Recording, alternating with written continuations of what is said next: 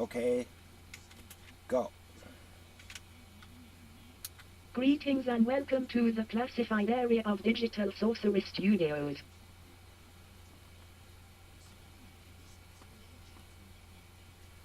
In this episode, we will discuss details of the smart gene due to its pivotal role in the creation of the exocranial intelligence program. You will learn of its family history and also hear a few anecdotal stories from Cat Atomic's youth and life so far. You will hear perspectives of a life of the profoundly gifted you won't hear on NPR.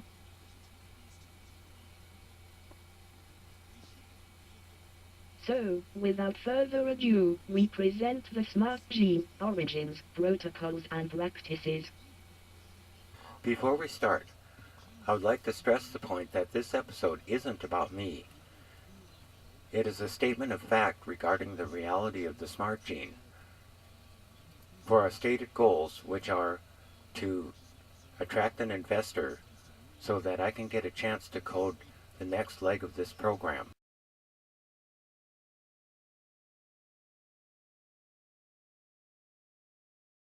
One of my earliest recollections with the smart gene is the spontaneous ability to read. As the story goes, I was sitting across the room from my mother and my oldest sister looking at a Spider-Man comic book. My mother was teaching my oldest sister how to read one of those Dick and Jane reading books you get in school. I recall her saying that each one of the letters makes a sound and all the letters are grouped together to form words. As I looked down at the comic book, I noticed that the car that the villain was throwing had the word Karoom going across it, and all the balloons that were in the comic book were words that I could read. And so I started reading it. After a while, my oldest sister said, "Oh, look, little Brian's learning how to learning how to read too."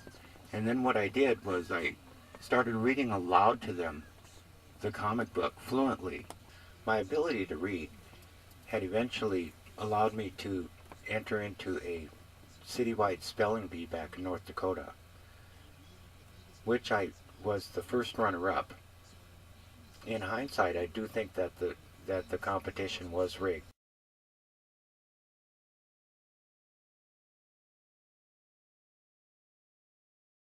My mom discovered that I had been sneaking into my sister's room. She caught me in her closet, and I was sounding out melodies on a guitar that she had received for Christmas. That guitar eventually became my guitar. As my musical abilities progressed, I eventually found a job as a bass player in a band back in North Dakota.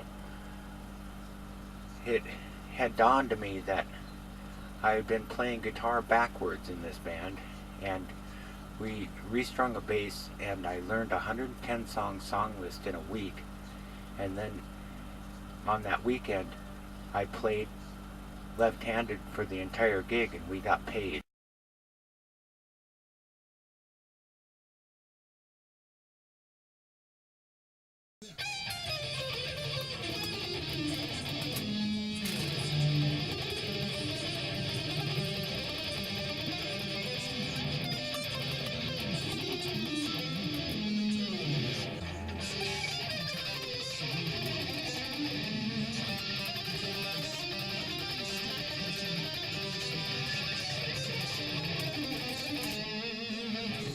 In grade school, I was tested to be in the top 97 percentile for science and physics. I was admitted into advanced learning classes per Carter Administration initiative. Later in the Marine Corps, I was admitted to a second round of intelligence testing. 3 others in the training battalion who also took the testing were that graduated, which I didn't graduate, were admitted to OCS Officers Candidate School. I left home in North Dakota and eventually made it out to Seattle to be near the modern world and technology. Eventually, I found a job as the head mechanic of a bowling alley. I've been doing that for 18 years. These are all my machines. It's an interesting job, and not very many people in the world can do it. It takes a lot of disciplines, like I don't know, computer networking, engineering, extreme thermodynamics. It's kind of funny in the world how y'all are talking about automation and metamaterials. These are the state-of-the-art pin setters in the world, and they're mine. Back in 2000, we sent in this tape to Brunswick Bowling and Billiards based on what the machine was doing, and I came up with this speed change for the machine. And at first, the Brunswick started offering the pulley kit as an upgrade to the machine, and then it eventually became standard equipment on all of the new GSX pin setters. That's me. I'm the guy.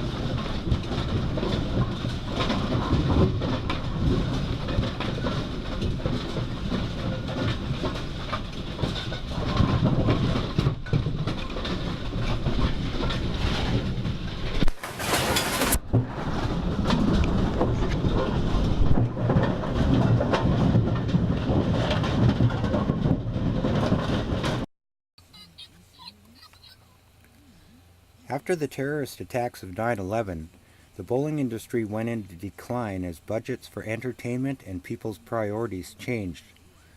The bowl was bought sold 3 times and continues to struggle along with a skeleton crew of 3 others.